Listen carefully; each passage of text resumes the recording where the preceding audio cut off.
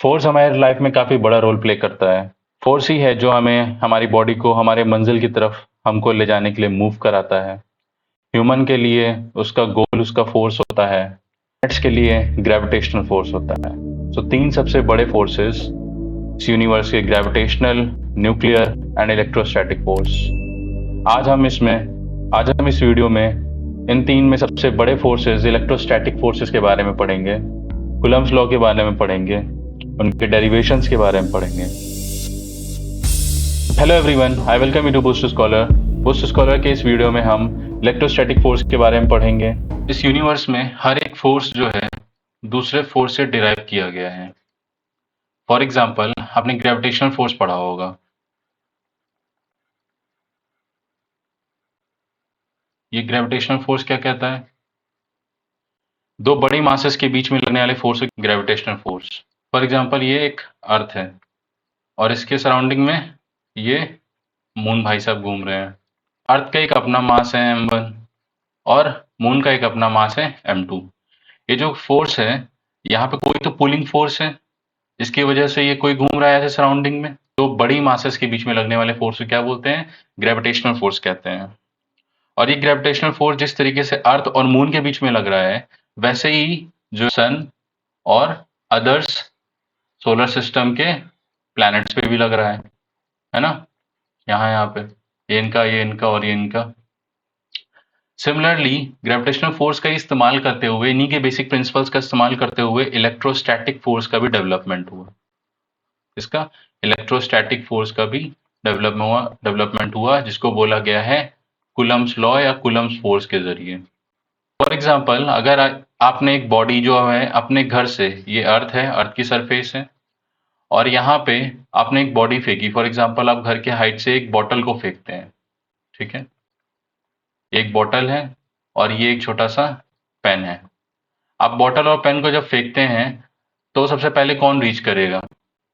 इसका मास मान लीजिए 1 लीटर है और इसका मास मान लीजिए 10 ग्राम है पेन का। पहले कौन पहुंचेगा? बॉटल और पेन को फेंकेंगे अर्थ के सरफेस पे, तो बॉटल पहुंचेगी। तो इससे क्या पता चला कि अर्थ जो सरफेस है वो बॉटल को अट्रैक्ट कर रहा है, वो पुलिंग फोर्स लगा रहा है इस, और पेन पे भी लगा रहा है। मगर पहले कौन पहुंचा? ये पहुंचा। क्यों? क्योंकि इसका मास क्या है? ज्यादा है।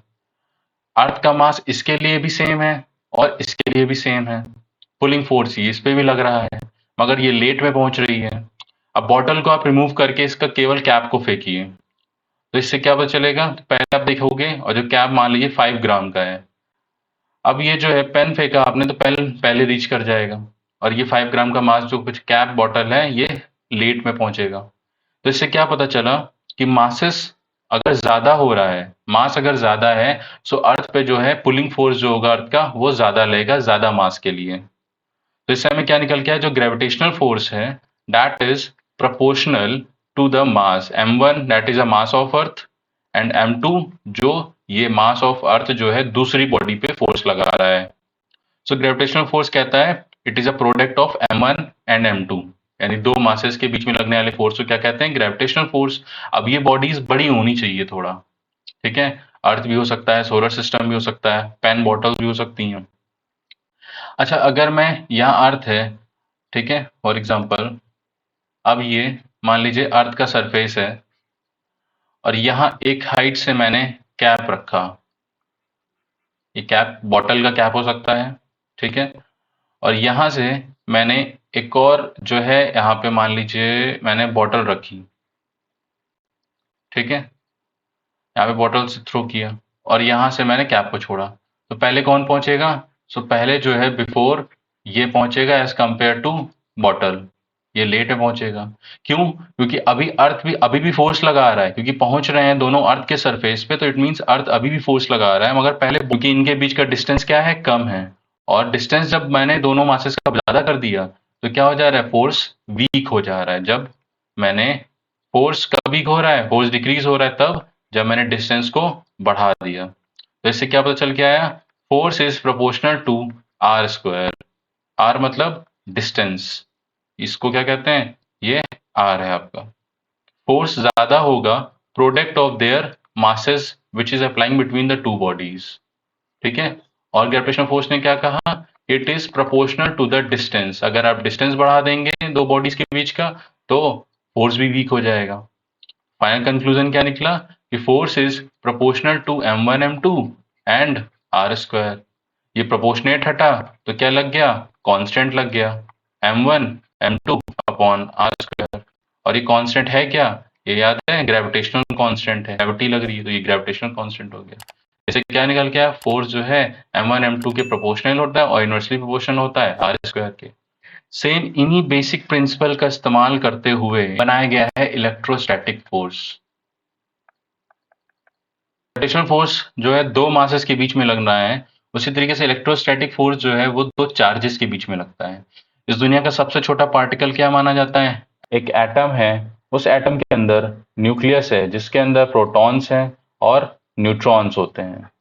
इस एटम के अंदर प्रोटॉन्स एंड न्यूट्रॉन्स होते हैं।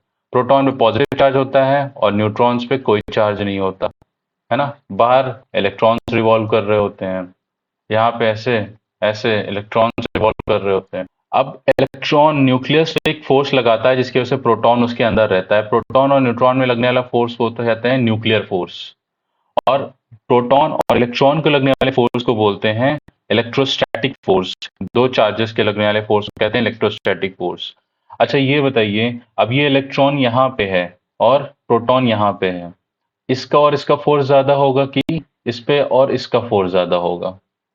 ऑब्वियस सी बात है, ये पास में है, जो पास में है उस पे लगने वाला फोर्स ज्यादा होगा, और जो दूर है डिस्टेंस ज्यादा होने की वजह से उस पे फोर्स क्या हो जाएगा, इलेक्ट्रोस्टैटिक चार्जेस का फोर्स दूर होने की वजह से फोर्स कम रहेगा। तो कैसा फोर्स होगा, न्यूक्लियर पुल होगा। अब ये न्यूक्लियर पुल जो है इलेक्ट्रॉन में फोर्स लग रहा है, इलेक्ट्रॉन कैसा है, नेगेटिवली चार्ज्ड। प्रोटॉन कैसा है, पॉजिटिवली चार्ज्ड। अब ये प्लस और माइनस के बीच में लगने वाला फोर्स कैसा होता है, अट्रैक्टिव। और प्लस के बीच में लगने वाला फोर्स कैसा होता है, रिपल्सिव। सिमिलरली माइनस और माइनस के बीच में लगने वाला फोर्स कैसा होता है, रिपल्सिव।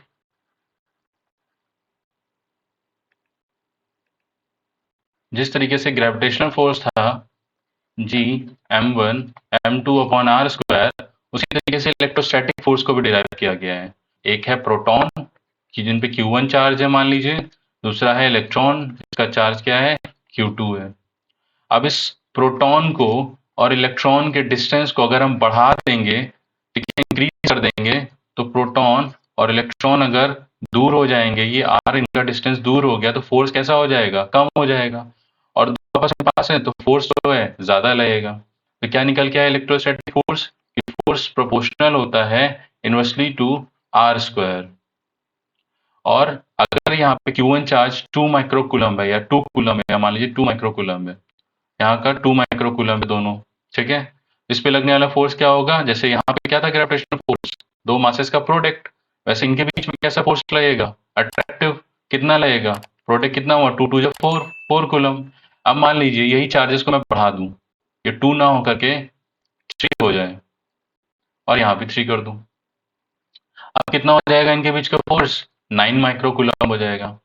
सो मतलब क्या किया, चार्जेस इंक्रीज होने से जो हो रहा है फोर्स भी इंक्रीज हो रहा है। अगर चार्जेस इंक्रीज हो रहा है तो फोर्स भी इंक्रीज हो रहा है। So force is proportional to product of Q1 and Q2। ये निकल के आया, और एक ये चीज कंक्लूजन निकल के आई। देखा कहाँ से डिराइव किया गया है, दोनों ग्रेविटेशनल फोर्स से डिराइव किए गए हैं। इन्हीं ग्रेविटेशनल फोर्स का बेसिक प्रिंसिपल यूज करके इलेक्ट्रोस्टैटिक फोर्स का डिराइव किया गया है। Force is proportional to Q1 Q2 upon R square। Force equal to proportional हटेगा, कूलम कांस्टेंट लग गया, Q1 Q2 upon R square। कि जिस तरीके से ग्रेविटेशनल फोर्स दो बड़े मासेस के बीच में लग रहा होता है, उसी तरीके से इलेक्ट्रोस्टैटिक फोर्स जो है दो स्मॉल चार्जेस के बीच में लग रहा होता है। F equal to coulomb force से क्या निकल के आया, K Q1 Q2 upon R square.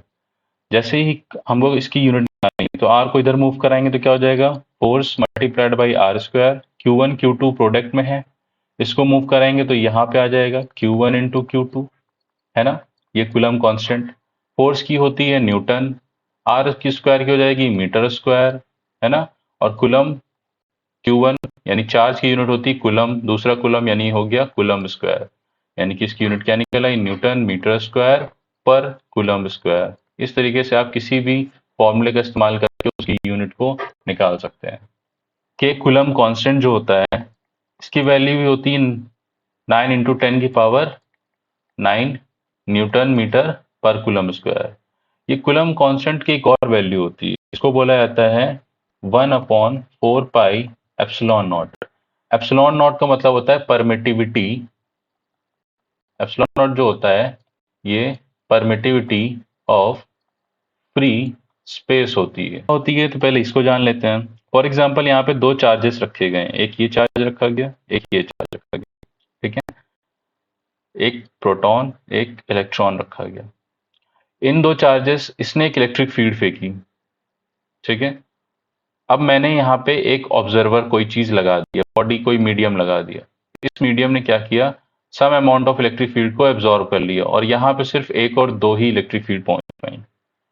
कितने एब्जॉर्ब कर लिए इसने, मान लो 4 इलेक्ट्रिक फील्ड, 4 लाइनें ने, 4 लाइंस को इन्होंने एब्जॉर्ब कर लिया। ये, और अगर मैंने जैसे ही हटाया इसको तो ये सारी की सारी लाइन ऑफ फोर्स यहाँ पे जाएंगी।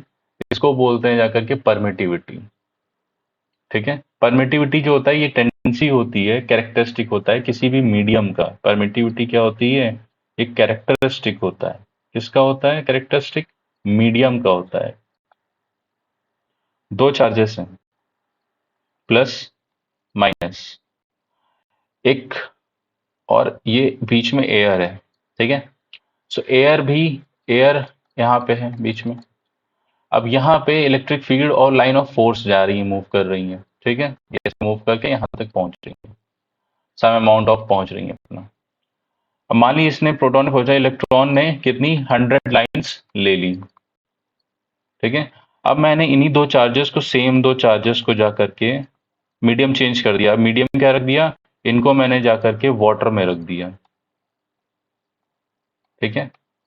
वाटर में मीडियम बदल गया, मीडियम में बदलने से क्या हो जाएगा, अभी जो फोर्स, लाइन ऑफ फोर्स लगा रहा है वो यहाँ पे अब सिर्फ 40 पहुंच रही है।